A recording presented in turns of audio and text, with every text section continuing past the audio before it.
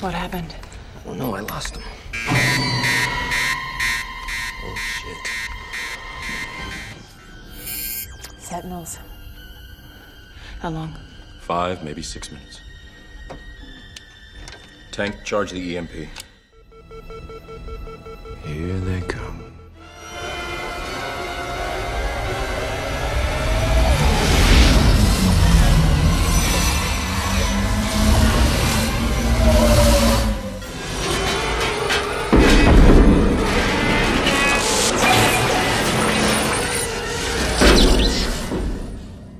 Hey guys, what's happening? Niyat here with Film Comics Explained, and today we'll be taking a closer look at the Sentinels featured in the Matrix series created by the Wachowskis.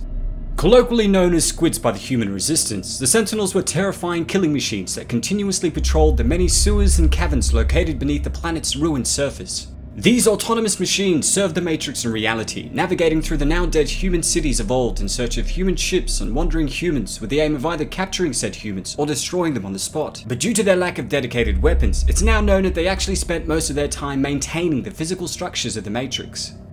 Just as the agents existed to protect the Matrix from within the system, the Sentinels served as their reality counterparts, protecting the outside physical structure from interference and harm. I've actually covered the agents in another video a few weeks back, which I'll leave links to below, and I highly recommend that you guys check it out if you haven't already. Then man made the machine in his own likeness. Oops, pardon me. Haha, coming through. Thus did man become the architect of his own demise.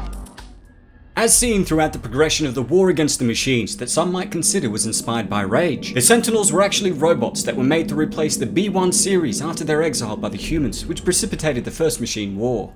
Over time, the machine AI grew more intelligent, enabling the construction of newer and better Sentinels, which were primarily used to aid in the construction of a physical home for the machines that would later become the source of the Matrix. These Sentinels clearly had no dedicated weaponry, but soon realized that their laser beams and multiple appendages could be used to savagely attack human ships.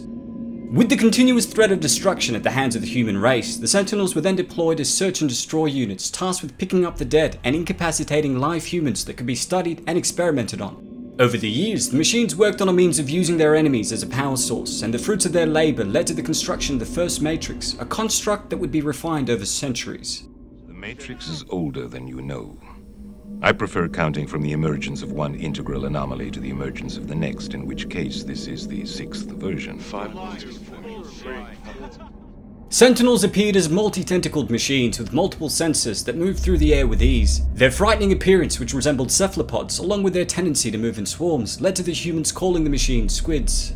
In terms of propulsion, I know a few people were confused as to how the Sentinels were able to move through the air, but after examining the concept art for the films created by George Hull, who was the senior production artist for the Matrix Trilogy, we can clearly see that underneath each Sentinel was a blue glow distinctively reminiscent of the glow seen underneath the Nebuchadnezzar's anti-gravity hover pads. We can also see that whenever a Sentinel was damaged, it would experience a bright blue internal explosion, identical in color and brightness to that experienced by the hovercrafts whenever one of their hover pads were destroyed. This leads me to believe that the machines had actually invented the hoverpad technology used by all the ships in the series. The human resistance then likely began copying this means of transport, and while the hovercrafts used by the humans still needed external pads to move around, I think the machines had in essence vastly improved this method of propulsion, which is why we don't see the blue glow of their advanced pads until they were unstable.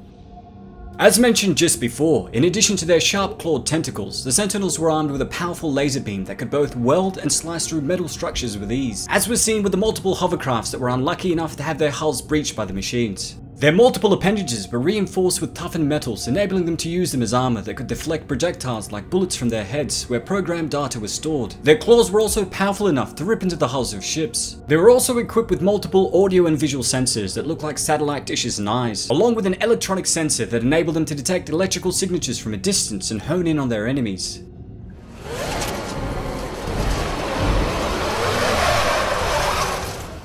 Some of these Sentinels were also given tow bombs, tiny devices that look like larvae but function like guided missiles that were highly effective at destroying ships from range.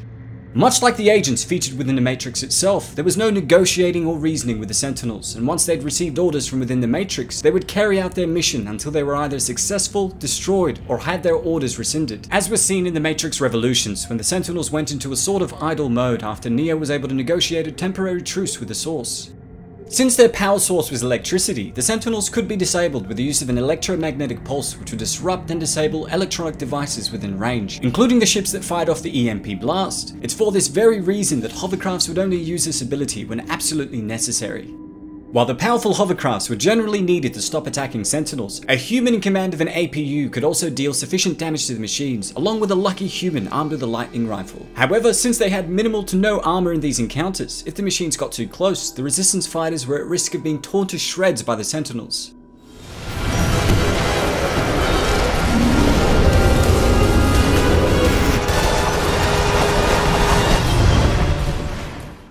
Well, that's all for today, folks. Big thanks to all of you guys who requested we explore the Sentinels featured in the Matrix Trilogy. I'm thinking of doing a series of videos going through the Machine War, the early iterations of the Matrix, and one going through the relationship of both Neo and Agent Smith down the track, so please let me know which one you guys would like to see first in the comments below. Don't forget to hit subscribe and click the notification icon to stay up to date on all my content, and if there's anything else you'd like to request, please don't hesitate to ask. As always, it's been a pleasure. Niyat here with Film Comics Explained. Thanks for stopping by. Captain, we were headed for Junction 21 like you ordered. Robbie started picking up signals. We're still trying to confirm the HR We scans. weren't sure what to do. The readings don't make any sense. They read like sentinels, But there's thousands of them. directly above us. Get to the gun turrets.